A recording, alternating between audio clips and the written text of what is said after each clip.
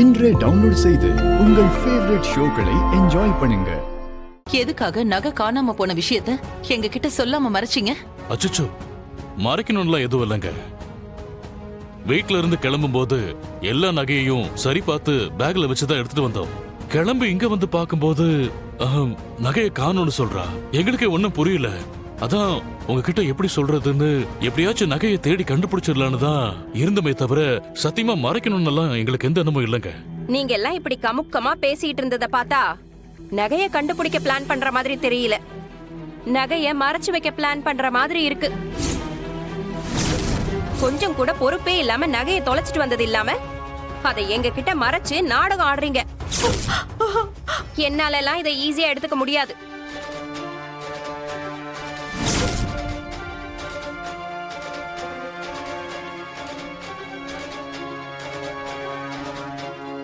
உங்களுக்கெல்லாம் இன்னும் எங்க குடும்பத்தோட மதிப்பு மரியாதையும் தெரியலன்னு நினைக்கிறேன்.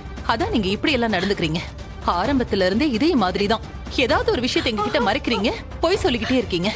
முதல்ல உங்களுக்கு மூத்த பொண்ணு இருக்கிறதையே மறைச்சிங்க. அப்புறம் ரித்திகாவுக்கு அலர்ஜி இருக்கிறத மறைச்சிங்க. இப்போ இது. அம்மா கொஞ்சம் பொறுமையா இருங்கம்மா. உங்ககிட்ட இந்த விஷயத்த நாங்க சொல்லக்கூடாதுன்னு நினைக்கலம்மா. நகை காணும்னு நாங்களே பதட்டத்துல இருந்தோம். இதை சொல்லி உங்களையும் டென்ஷன் படுத்த வேண்டான்னு இருந்தோம். அதாம்மா உண்மை. கொஞ்சம் யோசிச்சு பாருங்க. எங்க குடும்பத்தோட நிலைமை, எங்க பொண்ணோட நிலைமை, தயவு செஞ்சு யோசிங்கம்மா. இதுக்காக கல்யாணம் எல்லாம் நடக்காதுன்னு பெரிய வார்த்தை எல்லாம் சொல்லாதீங்க. 1 கோடி ரூபாங்கிறது எங்க குடும்பத்துக்கு ரொம்ப பெரிய பணமா. ஆனா அதை நாங்க எப்படியாவது ரெடி பண்ணி உங்ககிட்ட கொடுத்துடுவோம். கல்யாணத்தை நிறுத்துறேன்னு மட்டும் சொல்லாதீங்கம்மா ப்ளீஸ்மா. உங்களை கும்பிட்டு கேட்டுக்கிறேன்.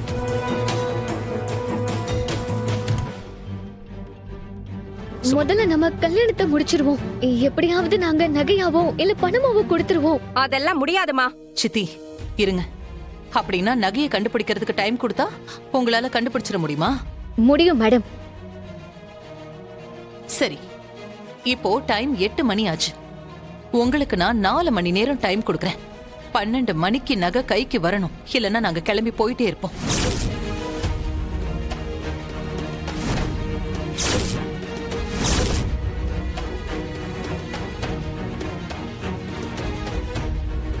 ஐயோ ஏமா, 4 மணி நேரத்துக்குள்ள காணாம போன நகை எப்படிமா கண்டுபிடிக்க முடியும்? பாட்டி, கொஞ்சம் நீ கொஞ்சம் அமைதியா இரு. சரிங்க மேடம், நான் அதுக்குள்ள நகையை கண்டுபிடிச்சு காட்டுறேன். ஓஹோ, சவால் விடுற அளவுக்கு வந்துட்டியா? அப்ப நானும் ஒன்னு சொல்றேன், கேட்டுக்கோ.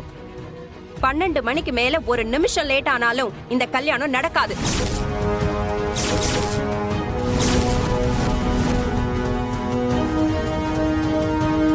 பார்க்கலாம் சித்தி, 4 மணி நேரத்துல என்ன பண்றாங்கன்னு. வாங்க. சமந்தி, ஐயோ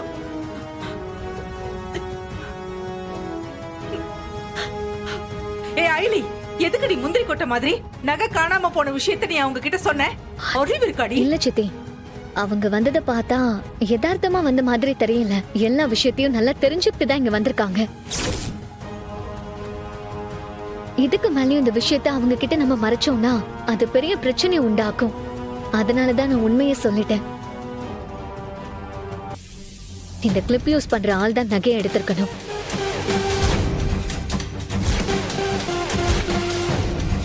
என் ரூம்குள்ள முடி கிடந்துச்சு. எப்பவும் என் ரூம்குள்ள முடியோ குப்பையோ இருக்க நான் விடவே மாட்டேன். இந்த கிளிப் யூஸ் பண்றது யாருன்னு தெரிஞ்சா நகை எங்க இருக்குன்னு தெரிய வாய்ப்பு இருக்கு சீனியர். இந்த கிளிப்பை யார் யூஸ் பண்ணுவாங்கன்னு உனக்கு ஏதாவது ஐடியா இருக்கா? ஐடியா இல்ல. ஆனா இத அம்முவோ இல்ல தீபுவோ தான் யூஸ் பண்ணிருக்கணும். அவங்க 2 பேரும் யூஸ் பண்ணலனா என் செல்லத்தை தான் யூஸ் பண்ணிருக்கணும். அப்ப நம்ம அந்த 3 பேரையுமே சந்தேகப்படுவோம்.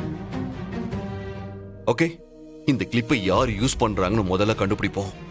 சரியா?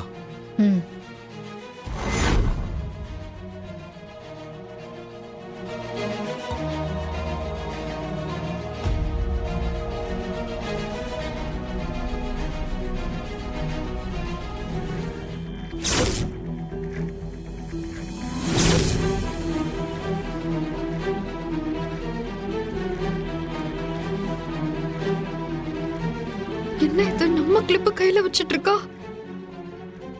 ஒருவேளை கண்டுபிடிச்சிட்டாளா? அம்மு இது உன்னோட கிளிப்பா? சாச்சா, இதெல்லாம் ஆண்டிங்க கிளிப். நான் யூஸ் பண்ண மாட்டேன். தீபு தான் யூஸ் பண்ணுவா. இல்ல இல்ல, அது என்னோடதெல்லாம் இல்ல. இந்த மாதிரி கிளிப் எல்லாம் நான் யூஸ் பண்ண மாட்டேன்.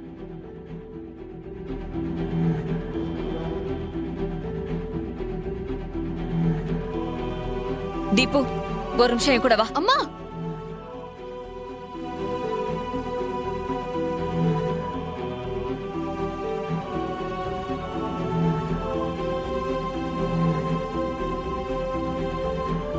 அம்மா வலிக்குது, கைய விடுமா. என்னம்மா? தீபு, உண்மையை சொல்லு. நகையை நீதான் எடுத்து வச்சிருக்கியா?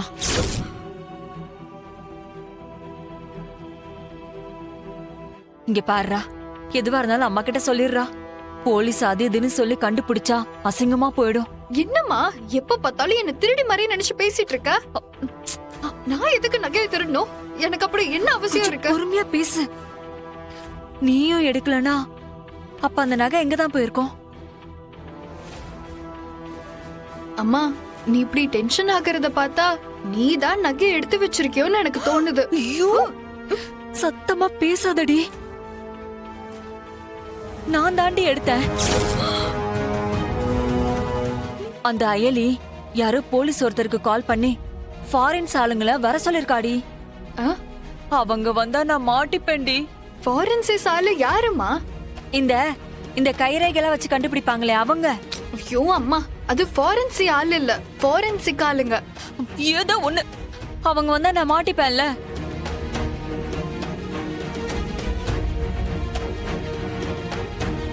அம்மா, நீ ஒண்ணு பண்ணு. நீ எங்கேயாவது வெளியே கிளம்பி போயிடு. நான் போலீஸ் வந்துட்டு அவங்க போன அப்புறம் உனக்கு நான் ஃபோன் பண்றேன். அப்புறம் நீ போட்டுனேனா?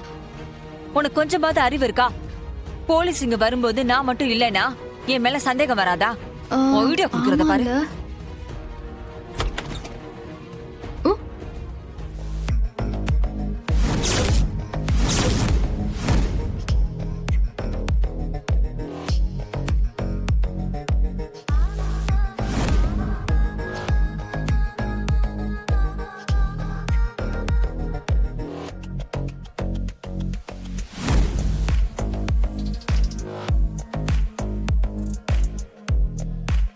தீபு, நீ இப்படி பண்ணுவன்னு நான் எதிர்பார்க்கல.